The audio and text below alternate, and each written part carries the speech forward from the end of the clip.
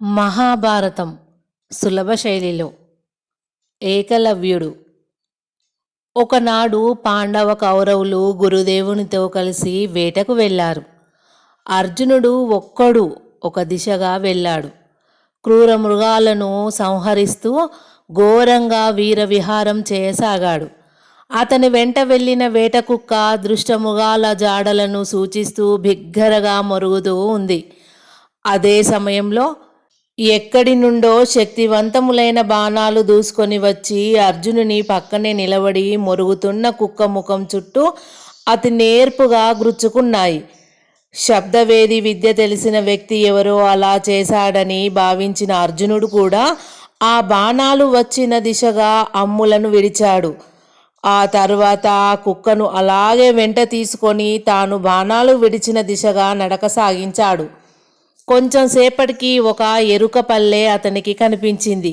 ఆ పల్లె బయట ద్రోణాచార్యుల విగ్రహం నిర్మించుకొని విలువిద్యా పరిశ్రమ చేస్తున్న ఎరుకల చిన్నవాడు ఒకడు కనిపించాడు అర్జునునికి.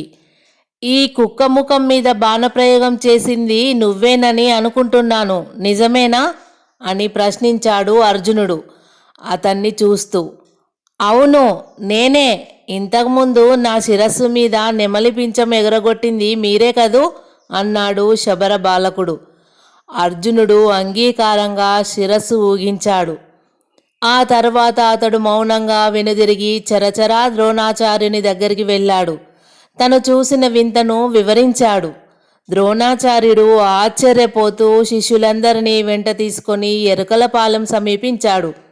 గురుదేవా, మళ్ళీ ఎంతకాలానికి మీ పవిత్రమూర్తిని దర్శించగలిగాను అంటూ అంతకుముందు అర్జునుడు చూసిన శబరబాలుడు శరచాపధరుడై ఎదురు వచ్చి ద్రోణునికి సాష్టాంగంగా నమస్కరించాడు. ద్రోణాచార్యుడు మరింత ఆశ్చర్యంలో అతన్ని చూస్తూ అప్రయత్నంగా ఆశీర్వదించాడు. అఖండ ప్రతిభావంతుడు కాదగిన లక్షణాలు కనిపిస్తోన్న అతన్ని విస్మయంగా చూస్తూ, నాయనా, నువ్వెవరు? నీ పేరేమిటి? ఇంతకుముందు నన్ను ఎక్కడ చూశావు? నేను నీకు గురువును ఎలా అయ్యాను అని ప్రశ్నించాడు ద్రోణాచార్యుడు. మహాత్మా, నేను శస్త్ర విద్యాభ్యాసం చేయగోరి ఒకప్పుడు హస్తినాపురంలో మీ దర్శనం చేసుకున్నాను. కానీ నేను ఎరకలవాడినని తమరు నా శిష్యత్వాన్ని నిరాకరించారు. నేను నిరాశపడకుండా మట్టితో మీ మూర్తిని చిత్రించుకొని మిమ్ములనే గురువుగా భావించుకొని నా యంతకు నేనే బాణ విద్యలను నేర్చుకున్నాను. నా పేరు ఏకలవ్యుడు. నా తండ్రి హిరణ్యధన్యుడనే ఎరుకలరాజు. ఆ కనిపిస్తున్న ఊరు నా స్వగ్రామం అని వివరించాడు.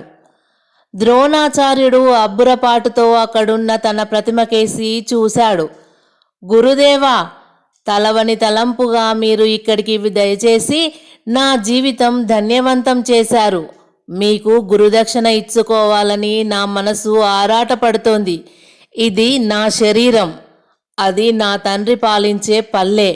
మాకున్న సర్వస్వంలో మీకు ఏది కావాలో ఆజ్ఞాపించండి స్వామి అని ప్రార్థించాడు ఏకలవ్యుడు. ద్రోణాచార్యుడు ఆలోచించడం ప్రారంభించాడు. ఈ ఎరుకు రాకుమారుడు ఎప్పటికైనా పాండురాకుమారునికి సాటిగాని మేటిగాని కావడం తథ్యం. ఈ చిరుద వయసులోనే స్వయం శక్తితో ఇన్ని నిగూఢ శస్త్ర విద్యలు నేర్చినవాడు భవిష్యత్తులో ఎంతో గొప్పవాడు కావచ్చు. కానీ అర్జునుడికి తాను వరం ఇచ్చాడు. ఆ చిరంజీవిని మించిన ధనుర్విద్యా నిపుణుడు ప్రపంచంలో తలెత్తకూడదు. స్వామి, ఈ హీనజాతి వాణి నుంచి గురుదక్షిణ స్వీకరించడానికి అసహించుకుంటున్నారా అని ఏకలవ్యుడు వినయంగా అడిగాడు. లేదు నాయనా, అప్రయత్నంగా నీ వంటి శిష్యుని పొందగలిగినందుకు ఆనందిస్తున్నాను. ముందు తరాల వారికి నీ చరిత్ర ఆదర్శప్రాయమవుతుంది. నాకు గురుదక్షిణగా నీ కుడి చేతి బొటన వ్రేలును ఇవ్వు అన్నాడు ద్రోణుడు. గురు కార్యార్థం ఉపయోగపడుతోన్న ఈ శరీరం చరితార్థమైంది అని ఆనందంతో ఉప్పొంగిపోతూ ఏకలవ్యుడు వెనక ముందులు ఆలోచించకుండా మొలలోని కత్తిని దూసి తన కుడి చేతి బొటన వేలిని మొదలుకంటూ ఖండించి భక్తి శ్రద్ధలతో దానిని ద్రోణుడికి సమర్పించాడు ఏకలవ్యుడు. కాలగతికి కట్టుబడి అలా వికలాంగుడై నిర్నిమిత్తంగా తన వల్ల భ్రష్ట శౌర్యుడైన ఆ ఎరుకల చిరంజీవిని దీనంగా చూస్తూ ద్రోణుడు అతన్ని మరోమారు ఆశీర్వదించి రాజపుత్రులతో కలిసి అక్కడి నుంచి వెళ్ళిపోయాడు. కాలచక్రం తిరగసాగింది. పాండవ కౌరవులు బాల్యం గడిచి యవ్వనంలోకి అడుగుపెట్టారు. అప్పటికి వారి విద్యలన్నీ పూర్తి అయినాయి. ఒకనాడు భీష్ముని కోరిక ప్రకారం కుమారుల శస్త్రవిద్యా ప్రదర్శనం ఊరి ముందర విశాలమైన మైదానంలో ఏర్పాటు చేయబడింది. ఇసుక వేస్తే నేల మీద రాలకుండా జనం క్రిక్కిరిసిపోయారు. దేశ విదేశాల నుండి ప్రజలు తండోపతండాలుగా వచ్చి అక్కడ చేరారు. అంతఃపుర స్త్రీలందరూ ఒక ప్రత్యేకమైన స్థలంలో కూర్చొని ఉన్నారు. రంగస్థలానికి అభిముఖంగా భీష్మ, ధృతరాష్ట్ర, విదుర, కృపాచార్యులు తమ తమ ఆసనాల మీద ఆసీనులై ఉన్నారు.